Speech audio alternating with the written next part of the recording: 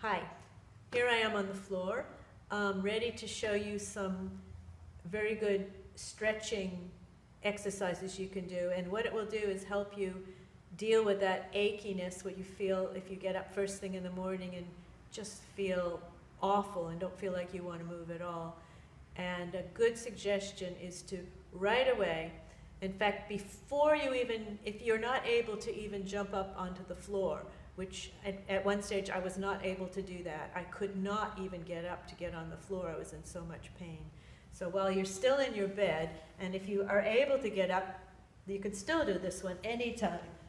But I was taught this by somebody, well, never mind, long story.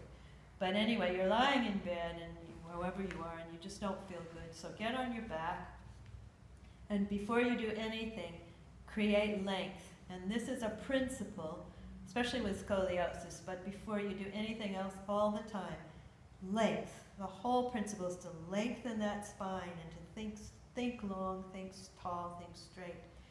So you're lying in bed, and you can, probably there's not room with a wall up there, a bedboard, but stretch up maximum, maximum, maximum. And you can, a good one that I found is to stretch your left leg, and if you can reach up, fine. If not, use your elbow if you don't have the space.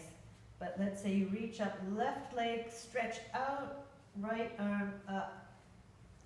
Left leg down, right arm up, and feel the stretch. And this is something to train yourself. It might take a while, or you maybe just start right now. Feel it. Feel which muscles are stretching. What's happening there? Feel the stretch and increase it. And then the other principle, which I would stress over and over and over, remind myself and everyone, is this wonderful principle of when you exhale, increase it. And when you inhale, hold it. And then you think you're the farthest you can be, but you're not. So next time you exhale, stretch it further. Inhale, hold it. Exhale, stretch it further. And this principle you can apply to all exercises you do. It's wonderful, and it makes it so satisfying because you're actually feeling, oh my gosh, I can actually increase the stretch more than I thought, just with inhale and exhale. So that's one thing. Anyway, I always do things symmetrically.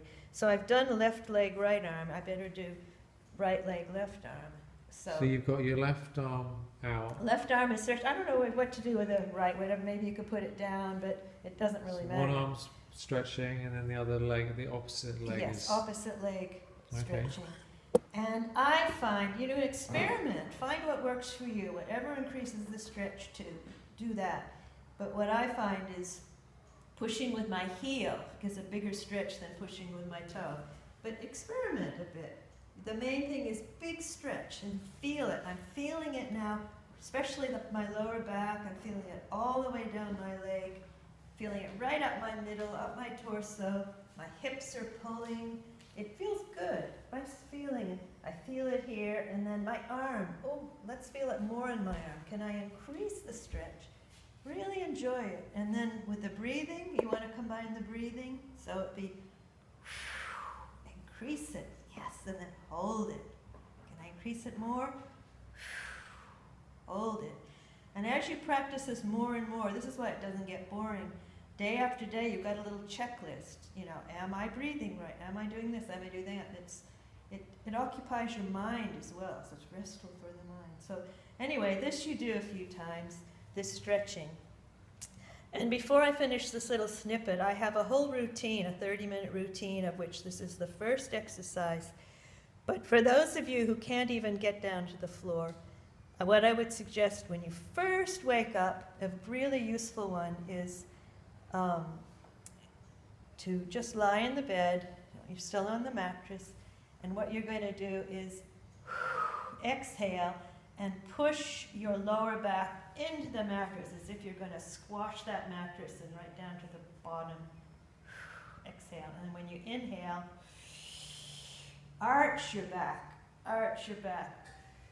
And then exhale and make your tummy so flat that you could show off your wonderful flat tummy. Exhale. pushing down and squeeze those muscles. So your tiny little waist down, squeeze it down, and then inhale, arch that back so a train could ride under you. And do that a few times and relax. And that's a very good way to get up in the morning. And then if you're in so much pain you can't get up, another discovery, this is if you're really in a lot of pain, is rolling. You know, I like to get up like that. It's, oh my God, I can't do it. But it's so fantastic, a fun thing is if you go like this and just start rolling, you can kind of gradually roll yourself up.